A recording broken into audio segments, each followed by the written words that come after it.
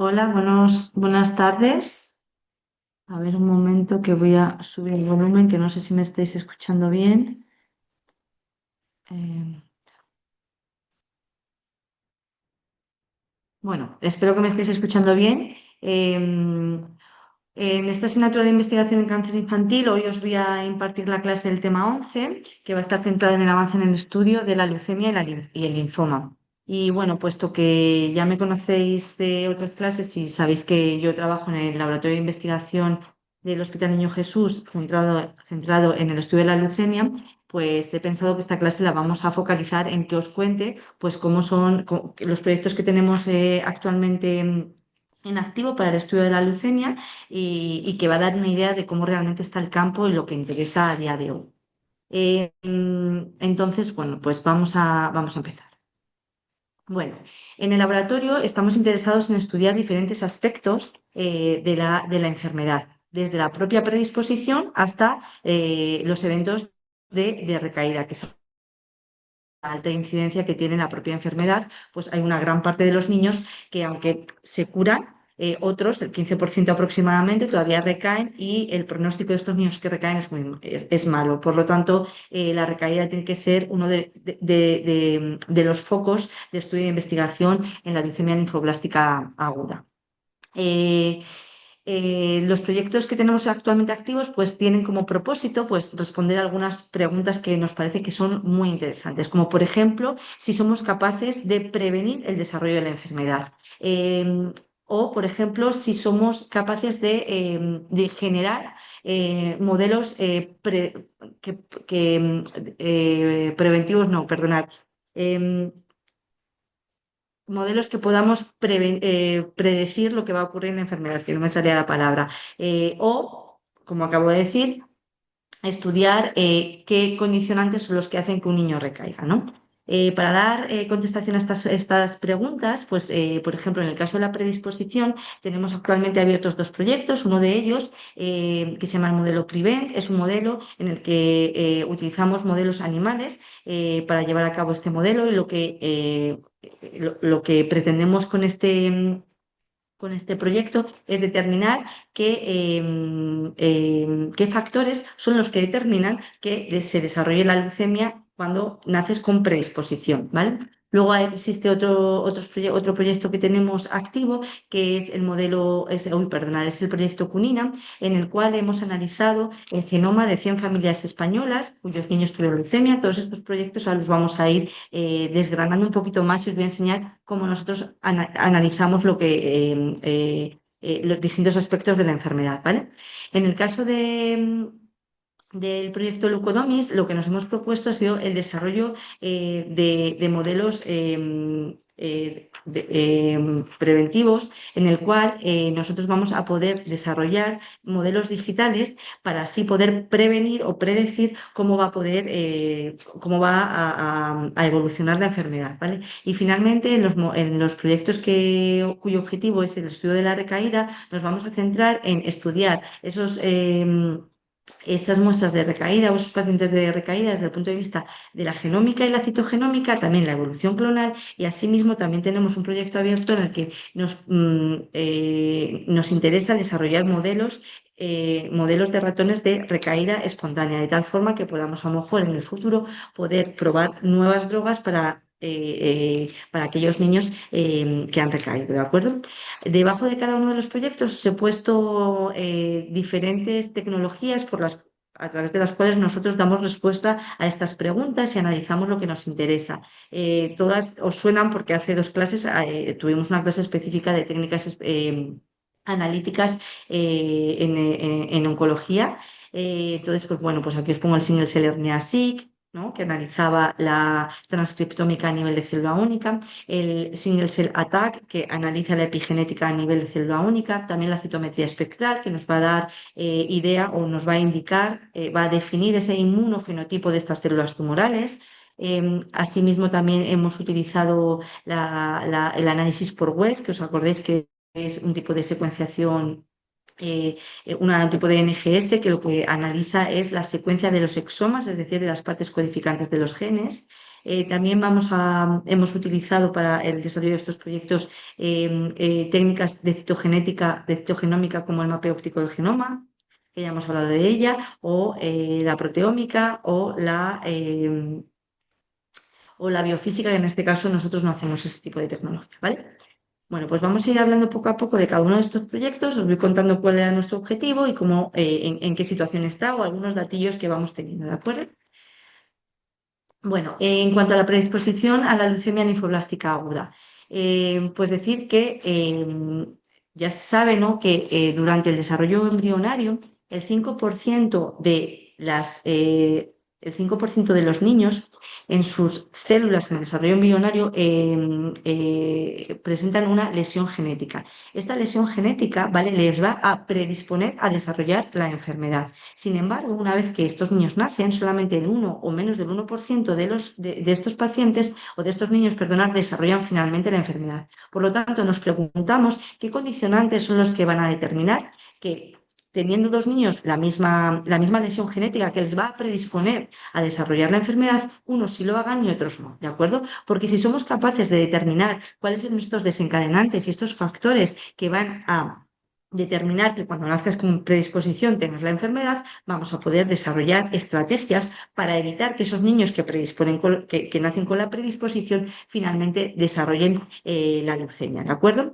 ¿Qué tipo de condicionantes, ¿no? Esto que hablamos del segundo hit, porque el primer hit ya es la lesión genética, ya nacen con ella. Pues ese segundo hit o qué condicionantes externos o internos pueden determinar que estos niños finalmente desarrollen la enfermedad. Pues pueden ser infecciones, se conoce que las infecciones son unos factores inductores del desarrollo de la leucemia en situaciones de predisposición. También puede haber mutaciones genéticas, ¿no? Segundos hits, que esto ya lo hablamos en una de las clases del primer cuatrimestre, o incluso la pérdida de la inmunovigilancia, ¿no? Nuestro sistema inmune es muy importante para vigilar todos estos fallos de nuestras propias células, y cuando esta inmunovigilancia falla, pues puede ser que estas células que ya estaban un poco tocadas, pues terminen acumulando más mutaciones y por lo tanto desarrollando la enfermedad final.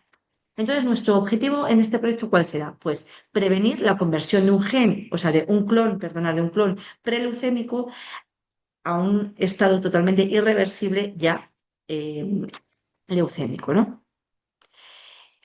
Para llevar a cabo este estudio hemos utilizado un modelo murino.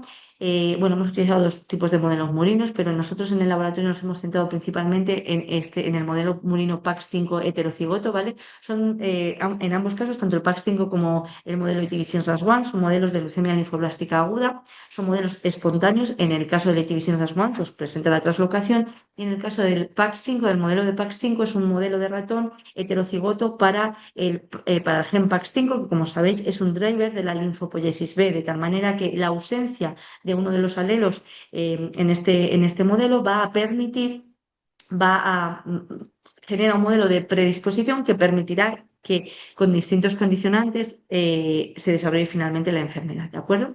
Estos modelos se caracterizan porque en condiciones de SPF, es decir, en condiciones en las que libres de patógenos, los ratones no desarrollan la leucemia, aunque presentan predisposición a hacerla, ¿de acuerdo?, a desarrollarla. Sin embargo, cuando estos ratones los pasamos a unas zonas que llamamos convencionales, en el que hay todo tipo de pues, los patógenos normales que existen en un animalario, estos ratones terminarán desarrollando una enfermedad, en el caso del PAX5, con una incidencia muy parecida a lo que es la incidencia en niños, que es del 20%, y con unas características genéticas también muy similares a lo que es la leucemia linfoblástica aguda pediátrica.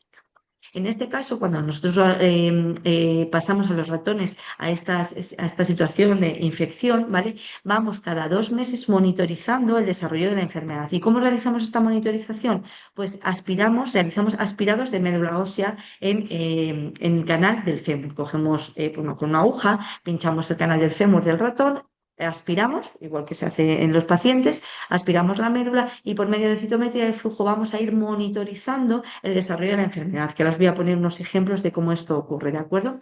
Una vez que detectamos que el ratón presenta leucemia, lo que hemos hecho, lo que hacemos es sacrificarle y entonces analizamos diferentes cosas que nos interesan. En este caso, lo que hemos realizado en este proyecto ha sido el análisis a nivel de single cell de la transcriptómica de distintas poblaciones celulares, tanto inmunes como de células estromales, ¿de acuerdo?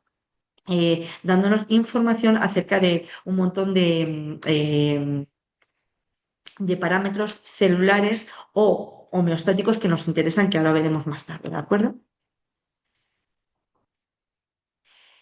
La finalidad de esto, ¿qué será? Pues una vez que nosotros determinemos qué factores son los que determinan o cómo están estas poblaciones celulares dentro de esto, o sea, estas poblaciones celulares en el modelo del ratón, vamos a realizar estos mismos análisis en las muestras de pacientes y compararemos si nuestros resultados preclínicos realmente se ajustan a lo que ocurre en la realidad en los pacientes. Bueno, como os he comentado antes, o acabamos de decir, ¿no? Nosotros también estamos interesados en estudiar la población estromal, ¿vale? El nicho medular. ¿Y por qué? Pues porque ya es ampliamente conocido en el campo que el estroma de la médula ósea, es decir, aquellas células que no son inmunes, ya sean fibroblastos, células endoteliales, células mesenquimales, células de Schwann, juegan un papel fundamental en el desarrollo de la hematopoiesis y además en el mantenimiento de la homeostasis del nicho medular, ¿vale? Existe una comunicación entre estas células y las células del sistema inmune perfecta para que todo se orqueste de la manera adecuada. Cuando esta homeostasis se rompe, pueden ocurrir varias cosas y entre ellas puede ocurrir el desarrollo de enfermedades hematológicas como es la leucemia, ¿de acuerdo? Además, cuando la leucemia se establece, estas células leucémicas son capaces de cambiar este nicho estromal para su propio beneficio y para mantenerse. ¿De acuerdo? Y esto es lo que viene a decir este esquema que os he puesto aquí. Si lo vemos con un poquito más de detalle, pues mira, pues lo que viene a decir es que estas células que están en azulito, que son osteoblastos, ¿no? Y células mesenquimales sanas, pues presentan una alteración genética. Y esta alteración genética, en este caso, pues el aumento de la beta-catenina o la disminución de estas proteínas en las células mesenquimales, va a promover la leucemogénesis, ¿de acuerdo? A su vez, este tipo de cambios y esta inducción de la leucemogénesis va a hacer que se transforme el propio nicho de la médula ósea, tanto el nicho endosteal como el nicho vascular, ¿vale? Y esta transformación de los nichos vasculares y endosteales de la médula ósea va a sostener el desarrollo y el mantenimiento de la leucemia, ¿de acuerdo? Y ya si nos fijamos en esta parte de aquí abajo, lo que viene a decir es que una vez que se estableció la leucemia, esta célula leucémica, las células leucémicas son capaces de cambiar el propio nicho, ¿vale? De interaccionar y de cambiar tanto los osteoclastos como los precursores de los osteoclastos, las células madre mesenquimales, etcétera, para perpetuarse. Entonces, remodelan todo el compartimento del hueso de las células leucémicas, además de otros compartimentos, ¿de acuerdo? Y esto está muy asociado a la recaída, porque si las células leucémicas cambian su ambiente para su propio beneficio, luego los tratamientos no son suficientemente eficaces porque están manteniendo un ambiente que permite que continuamente estas células crezcan. En cuanto a los proyectos que nosotros hemos llevado a cabo y los estudios que hemos realizado, aquí os pongo un resumen de la cohorte de ratones que hemos estudiado a día de hoy. En este caso, hemos realizado el análisis mediante single cell RNA-seq de 3 grupos distintos de ratones. Unos, de hecho, los wild type como controles, ¿de acuerdo? Y los ratones PAX5 que acabamos de ver, que tienen predisposición a la leucemia, hemos analizado su perfil transcripcional de las células de la médula tanto de ratones preleucémicos, ¿vale? Que llamamos pre-ALL, como de ratones leucémicos, de tal forma que vamos a poder comparar cuáles son los cambios que existen entre la médula o las poblaciones celulares que componen la médula de los ratones leucémicos respecto a las poblaciones celulares que componen la médula de los ratones preleucémicos. Y podremos ver qué cambia, qué es lo que se modifica, ¿de acuerdo? Además, también realizaremos pues estamos realizando los análisis comparativos entre los ratones preleucémicos respecto a los ratones wild type. ¿Y para qué hacemos esto? Pues porque nos interesa saber si cambios en el genoma, es decir, las mutaciones, la mutación en el gen PAX5, ya solamente por tener esa mutación, por tener esa predisposición, ¿vale? Va a hacer que cambien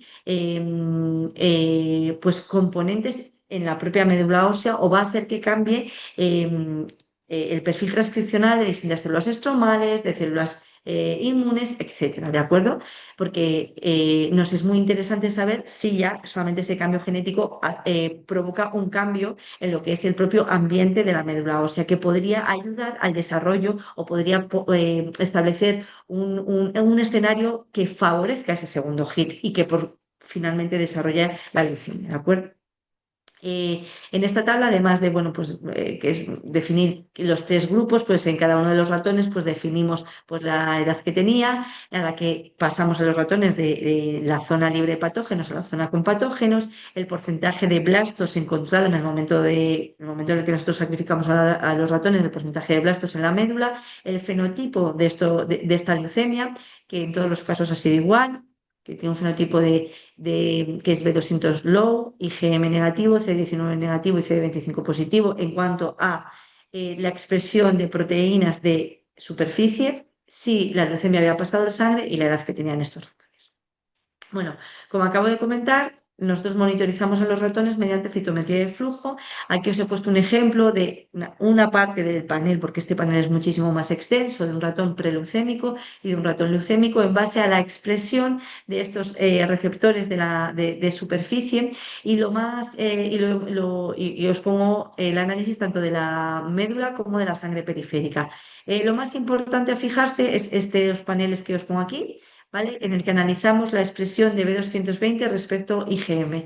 En una médula sana de ratón vamos a encontrar tres poblaciones distintas en base a la expresión de estos dos receptores. Vamos a encontrar el 60% en cuanto a las células B, ¿vale? Solamente hablando de células B. Encontramos un 60% de células B que es B200 expresa niveles bajos del marcador B220, que es un marcador que define población B, ¿de acuerdo? Y es negativa para IgM. Encontramos un 20% que se llama, esta población es las pre-Pro-B, ¿vale?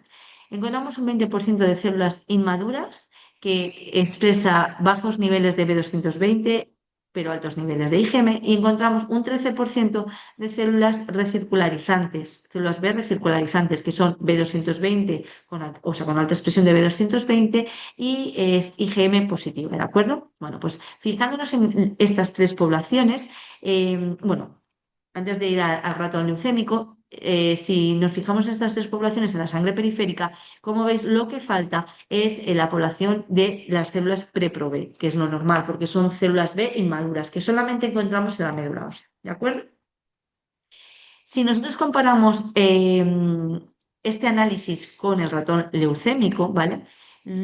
Claramente observamos que ya hemos perdido, ¿vale? En la médula ósea hemos perdido la representación de células recircularizantes y la población de células inmaduras. Y que el 96% de las células que tenemos son células B220 low y IgM negativa, indicándonos, por lo tanto, que toda nuestra población de células B en la médula es pre-Pro-B, es decir, que hay una parada absoluta de la maduración y diferenciación de las células B en la médula del ratón, indicándonos, por lo tanto, el proceso leucémico.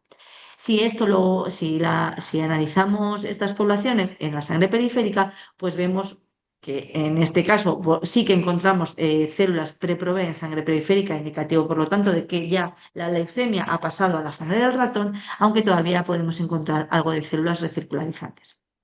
Además, analizamos también la expresión de otros marcadores como CD19, que normalmente las células leucémicas lo pierden, PD1, que también es un marcador asociado a los blastos en este modelo de ratón, ¿de acuerdo? O CD25, que es un marcador que utilizamos para analizar el estado de activación de estos blastos, ¿de acuerdo? Pues nada, una vez que nosotros hemos cogido la médula de los ratones y pasamos las citometrías, si determinamos que tiene leucemia, realizamos nuestros single cell hernias. Si os acordáis, esta tecnología se basa en que cada una de las células va a estar encapsuladas en una gota de gel en el que va a tener todos los componentes necesarios para realizar una retrotranscripción específica y para marcar esos RNAs, ¿no? Pudiéndonos dar, por lo tanto, un perfil transcripcional a nivel de célula única. Algunos de los análisis que hemos realizado, aunque estos no son completos, solamente os he puesto algunos de los resultados analizando o comparando 4 ratones, pues son estos que os muestro aquí. En este caso, si analizamos a nivel de perfil transcripcional los ratones leucémicos respecto a los ratones preleucémicos y analizamos todas las células que hemos nosotros sido capaces de obtener de esa médula, encontramos que, vamos primero con los ratones preleucémicos, encontramos que las poblaciones que se observan a nivel transcripcional en los ratones preleucémicos, pues podemos encontrar como diferentes clústeres, ¿no? Ya sabéis que las células que se unan en el mismo clúster, pues en principio pues son más parecidas a nivel transcripcional que las que están en un clúster diferente. Entonces, lo primero que podemos observar es que de los dos ratones preleucémicos que aquí os he mostrado, pues el que se marca en rojo y el que se marca en verde, pues prácticamente sus células caen en los mismos sitios y en los mismos clústeres, indicando por lo tanto que los ratones preleucémicos a nivel transcripcional sus células son muy iguales, ¿no? Sin embargo, cuando analizamos los ratones glucémicos, pues sí que encontramos una mayor diferencia, ¿de acuerdo? Sobre todo en estas dos poblaciones de aquí, en el que eh, las células del ratón 93 clusterizan muy distintas de estas células del ratón 83. Estos análisis los vamos complicando de tal manera que y cuando clusterizamos todo junto, vemos claramente que los ratones leucémicos, sus células son muy distintas de los ratones preleucémicos, ¿vale? Y cuando anotamos estas células, porque lo que nos interesa es, ¿vale? Pero ¿quiénes son estas células? Cuando anotamos en base a los niveles de expresión de sus genes y definimos qué células son, somos capaces de describir todas estas poblaciones: basófilos, células B, células dendríticas, eritrocitos, granulocitos, monocitos, neutrófilos, células plasmáticas, células estromales y algunas poblaciones que son desconocidas porque no expresan unos marcadores específicos para poderlas describir. Además, una vez que tenemos estas células anotadas, pues nos interesa describir cuál es esa proporción de esas células en las dos condiciones, en los ratones leucémicos respecto a los preleucémicos, ¿no? Como podéis ver, pues en los leucémicos una gran parte, el 50% de las células, como era de esperar, son células B, que son las células leucémicas, ¿no? Y así podemos ir haciendo comparativas con las distintas poblaciones que encontramos para ver si están viendo alteradas en cuanto a su proporción en la condición leucémica respecto a la condición preleucémica. También con este tipo de análisis podemos sacar este tipo de gráficas y resultados en el que, por ejemplo, nos interesa estudiar solamente la proporción, la población de células B, como es en este caso. Y una vez que tenemos clusterizadas las células B de tanto los ratones leucémicos como preleucémicos, pintamos qué células de todas ellas son las que expresan determinados genes que nos interesan. Por ejemplo, el CD19, que como acabo de decir, nuestras leucemias eran CD19 negativas. Pues si las células B estas rojas son las de los ratones leucémicos, pues era de esperar que no estuviesen pintadas, ¿no? No estuviesen representado aquí el CD19 en estas dos bolitas, que son las células B de los ratones leucémicos, pero sí lo estuvieran en los ratones preleucémicos. Y así, pues podemos hacerlo con todos los genes que nos interese analizar, ¿de acuerdo? Vale, además, como os he dicho, a nosotros nos interesa especialmente la población estromal, por lo que os he contado al principio de la clase. En estos ratones sí, en el estudio de estos ratones hemos sido capaces de describir este tipo de poblaciones estromales, condrocitos, células endoteliales, fibroblastos, células mesenquimales, células del linaje osteoblasto, pericitos y también pues una población que nos ha costado definir, ¿de acuerdo? Cuando hemos realizado las comparativas de las proporciones de células estromales entre los ratones preleucémicos y leucémicos, pues no hemos tenido grandes diferencias cuando hemos comparado solamente estos grupos de ratones. Sin embargo, ahora estamos haciendo estudios con mayor número de ratones porque la corte asciende a 25 ratones, ¿de acuerdo? Pero bueno, pues algunas de las conclusiones que podemos obtener es que en los ratones leucémicos parece que hay un ligero aumento de las células mesenquimales respecto a los ratones preleucémicos. Este tipo de análisis también nos permite determinar qué genes son los que se up-regulan o down-regulan en un grupo de ratones respecto al otro, y eso es todo lo que se representa aquí.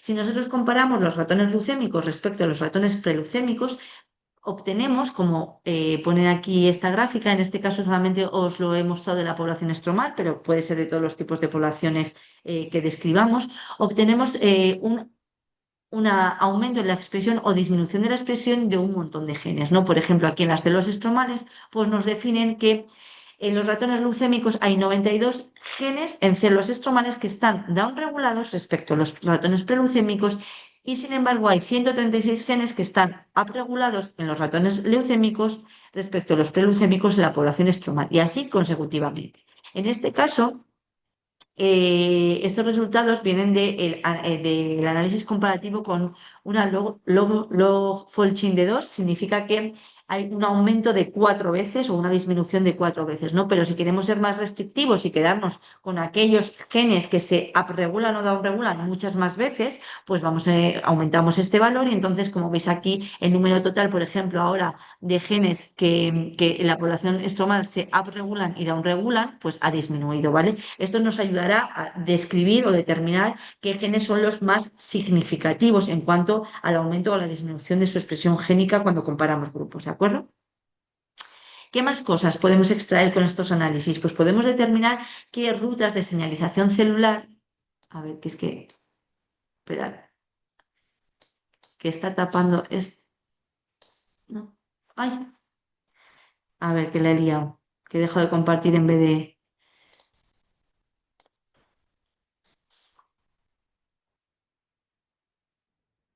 vale, que lo que quiero es quitaros esto de aquí, pero ahora. Lo que decía, podemos determinar qué rutas de señalización celular están más activas o están menos activas, ¿de acuerdo? En base a pues, los cambios en la expresión génica.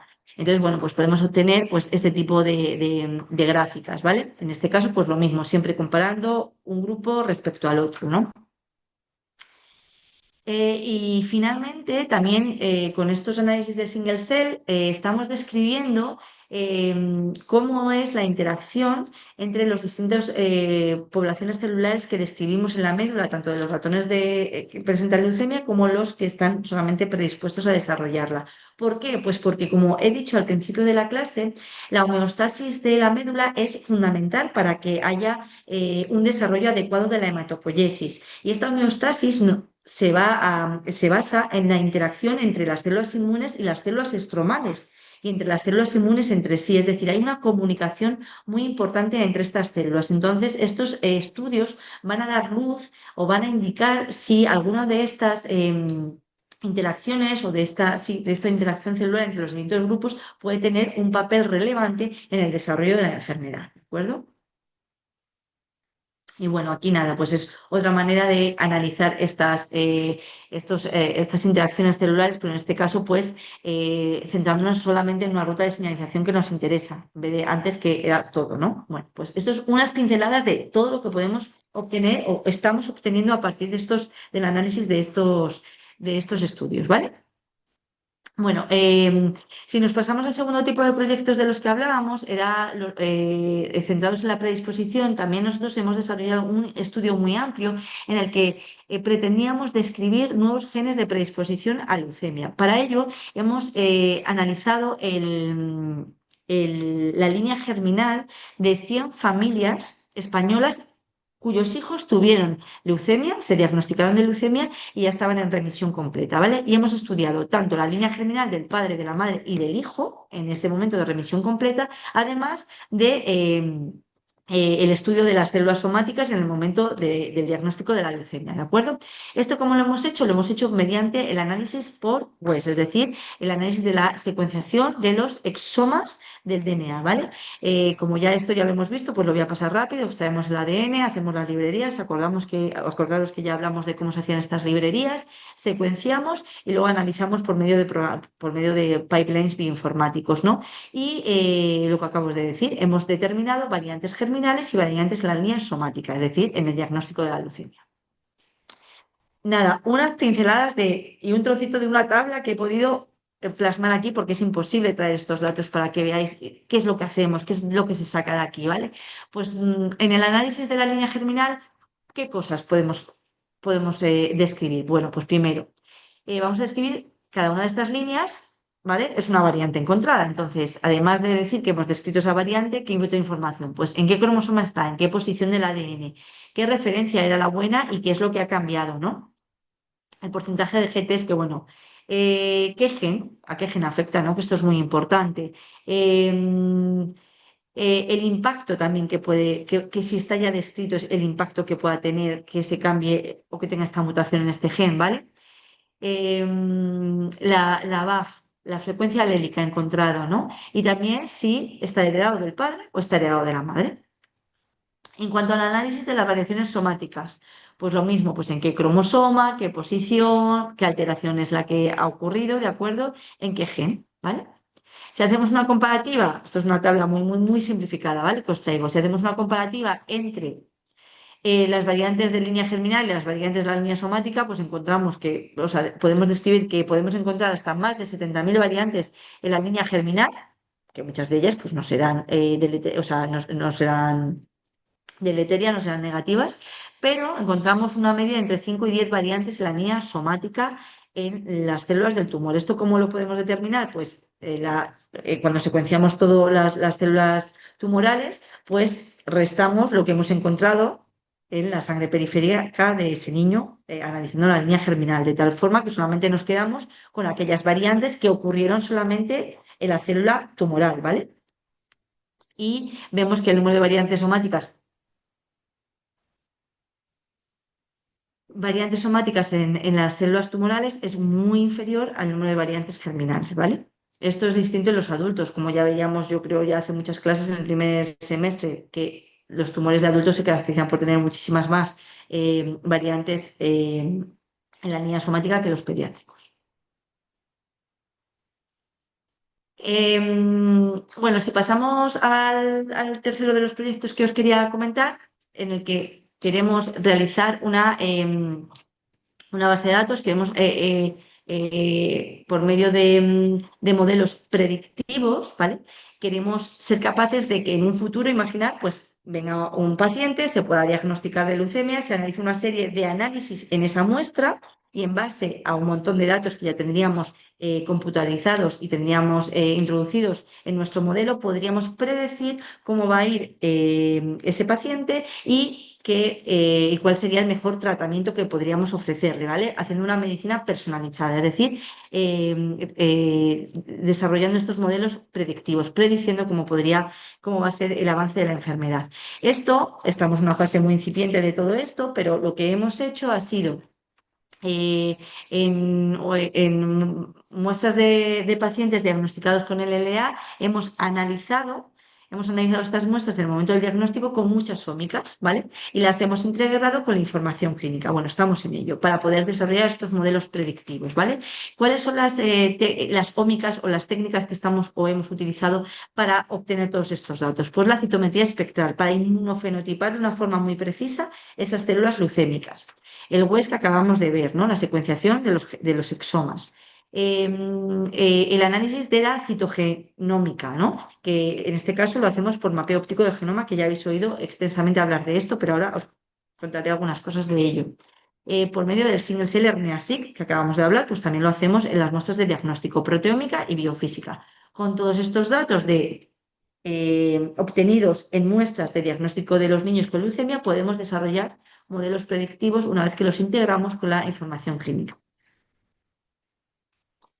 Bueno, en cuanto al mapeo óptico del genoma, creo que no me voy a extender mucho porque yo ya os he hablado de esto. Sé que mi otra compañera también, otra profesora también nos ha hablado extensamente del diagnóstico de las leucemias con el OGM, pero desde el punto de vista de investigación para nosotros es muy interesante porque, como ya os decía, vamos a poder describir variaciones estructurales que a día de hoy todavía no son de obligado informe a los médicos, ¿no? Pero que puedan tener un papel importante en el desarrollo de la enfermedad o en la respuesta a tratamiento, ¿de acuerdo? Entonces, bueno, esto creo que ya os lo puse en la anterior presentación. Tecnología que se basa en tres etapas, ¿no? Preparamos la muestra, DNA de alto peso molecular que le tenemos marcado con un enzima específico en una secuencia que se repite a lo largo del genoma, ¿de acuerdo? Y vamos a cargarlo en un chip. Estas moléculas marcadas de ADN van a linearizarse en ese chip y por medio de un aparato que es el SAFIR se van a tomar imágenes y vamos a poder convertir estas imágenes de las moléculas de ADN en alto peso molecular en un cariotipo, ¿de acuerdo? Y luego analizaremos los datos. Cuando se analizan los datos, además de poder decir que tiene una translocación 12-21, hay un montón de otras variaciones estructurales interesantes. Entonces, te bajas un archivo, es lo que ya esto ya lo mostré en la anterior clase, con un montón de información. Para nosotros, ¿qué es la información más importante? Pues lo primero, el tipo de variación estructural que se está detectando, ¿no? Además, en qué cromosomas se detecta, las posiciones de inicio y final de esa variación estructural, el tamaño de esa variación estructural, a qué genes afecta y si existen genes de fusión que se han formado.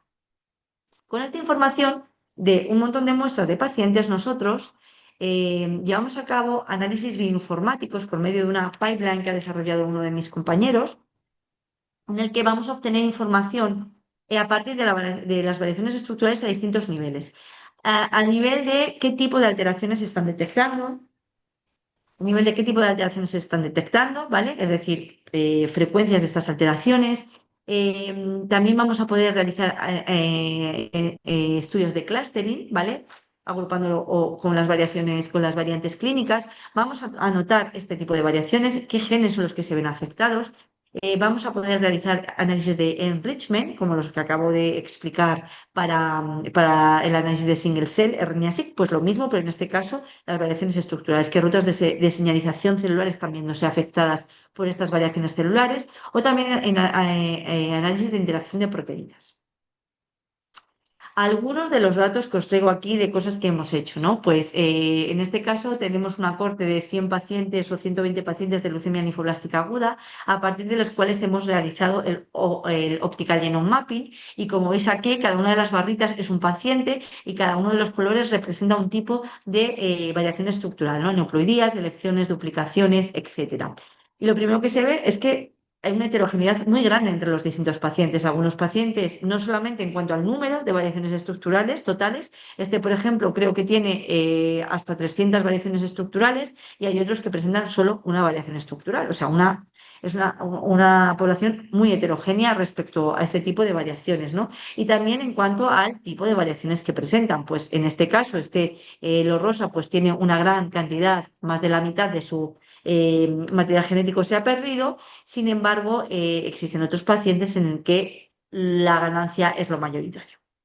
Entonces, para poder sacar conclusiones de lo que representa la enfermedad, pues realizamos estudios estadísticos de este tipo de las variaciones que detectamos, ¿no? En este caso, pues si representamos el porcentaje de cada una de las variaciones estructurales encontradas en toda esta corte, parece que la pérdida de material genético es lo más importante o lo que tiene más peso en los pacientes de leucemia linfoblástica aguda, ¿vale? Las delecciones.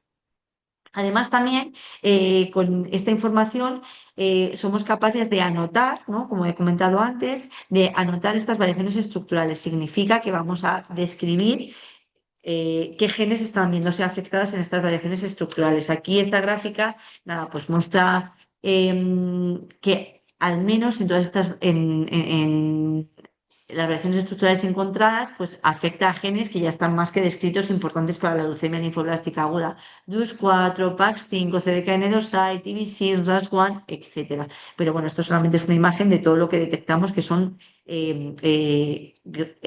gran cantidad de información, ¿vale? Aquí, por ejemplo, os muestro genes que no están a día de hoy em, definidos como involucrados o drivers para la leucemia linfoblástica aguda. Y vemos que encontramos más de 3.348 genes alterados en al menos el 10% de la corte que hemos estudiado. El análisis de enrichment, cuando lo realizamos o cuando lo hemos realizado, pues nos está indicando que las rutas de señalización que se están viendo más afectadas por estas variaciones estructurales en niños que tienen leucemia son la fosforilación de las proteínas ya que está, la regulación de esta vía también muy importante, la respuesta a virus, la diferenciación de las células B, la activación de estas células B, etcétera. ¿De acuerdo? Pues todo relacionado con lo que es la propia biología de la célula B. Ay, perdón.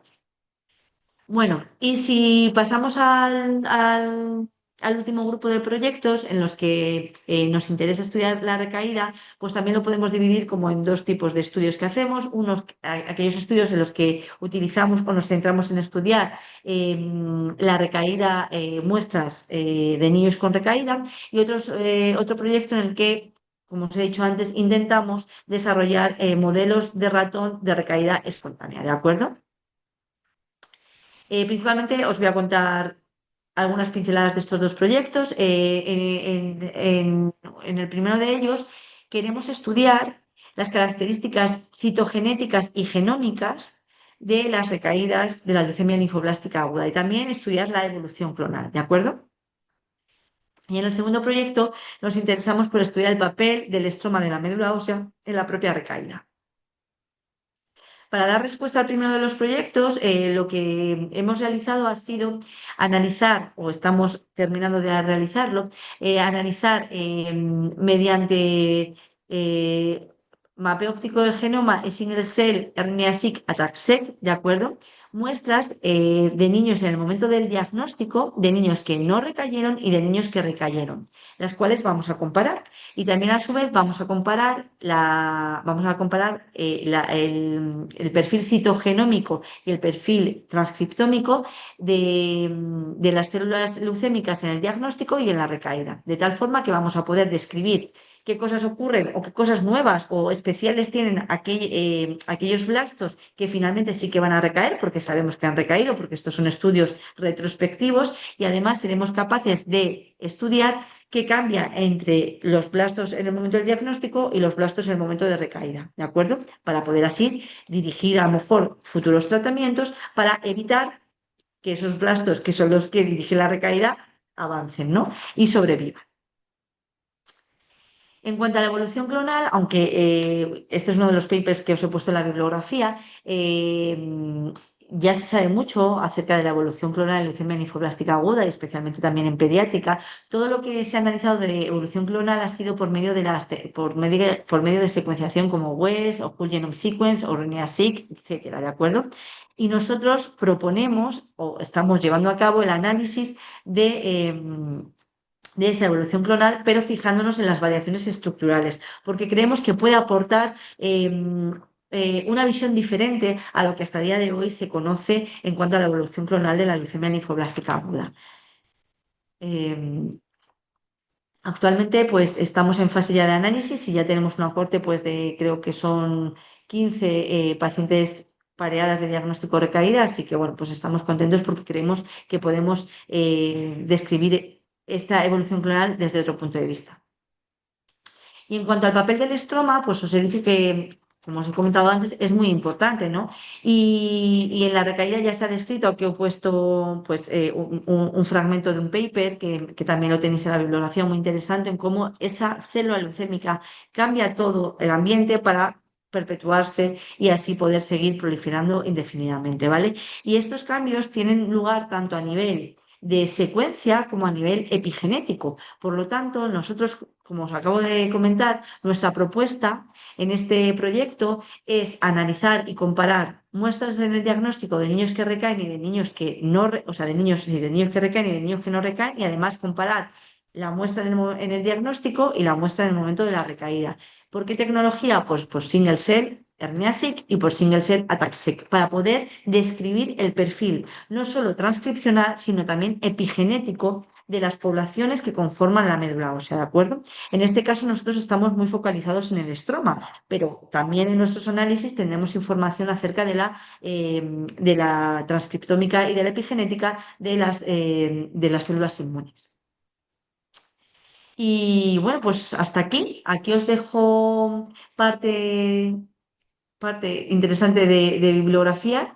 Eh, y nada, pues sí, te digo, yo pensaba que os había dejado más. Os he dejado bastante, yo creo que más que en otras clases, pero me parece que hay mucha información acerca de leucemia linfoblástica aguda pediátrica. También hay papers que os he puesto de linfoma. Yo no he hablado específicamente del linfoma porque creo que os podía dar una visión más certera y un poquito más amplia y precisa de lo que realmente a nivel de investigación se hace, no hablar de papers ya publicados, sino cómo lo hacemos, cómo de esa tecnología y que en este caso en nuestro grupo que se está desarrollando. Así que bueno, espero que os haya gustado la clase. Si tenéis cualquier duda, pues como siempre, os animo a que me escribáis al correo y bueno, pues nada, espero veros en otra convocatoria. Hasta luego. Muchas gracias.